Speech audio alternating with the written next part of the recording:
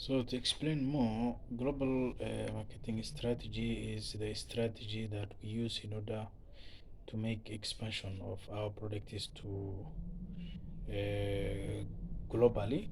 So, it's the strategies that we use in order to make our brand more globally in the way that we conduct a lot of marketing and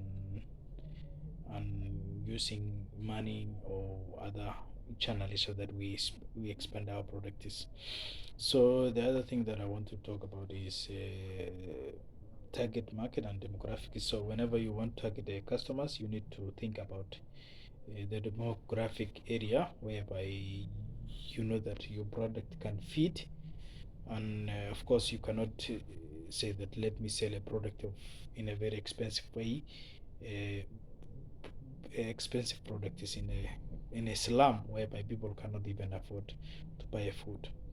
So the other thing that I want to explain is customer behavior. Of course, there are many customer behavior, complex behavior, whereby it's very hard to determine which product and which one and which thing they need.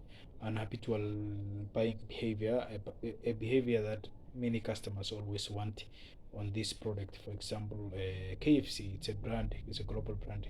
There are many people who usually buy, they don't change. And there's also a variety of seeking behavior, like people who want to buy different things, like different product. So the other thing is social marketing, social media marketing. Social media is a platform which is very cheap and sometimes free, and you can use it for marketing. So the other thing that I want to use is a global to talk about is a global branding. Global branding involves us the company enters into new market, and it's like expanding your product into globally.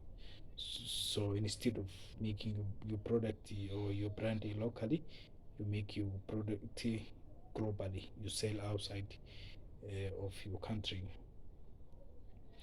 So there are many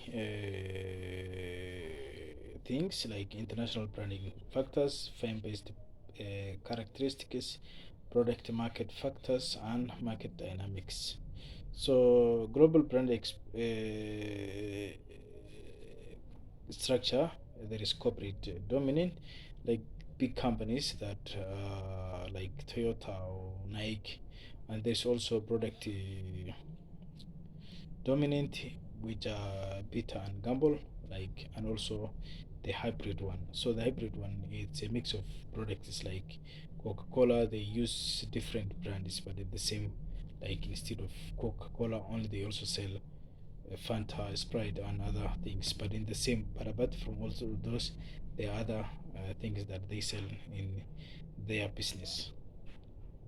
So film-based characteristics, it's a it's a small factories, or it's a factories that produce things, and there is also product market, products that are available in the market, but sometimes it's very high to make them, and in the way that when you make them also you cannot determine whether this product is the right product on a business or if it is not. So there is also market dynamics that depends on the movement of the market, which product that suits in this market and which product doesn't suit. So this is a quite complex thing when it comes to using market dynamics. So there are some benefits of Acme of making a business in outside, and the benefit is also generating new stream of income and increasing its revenue and also its reputation when the Acme makes business in outside the country.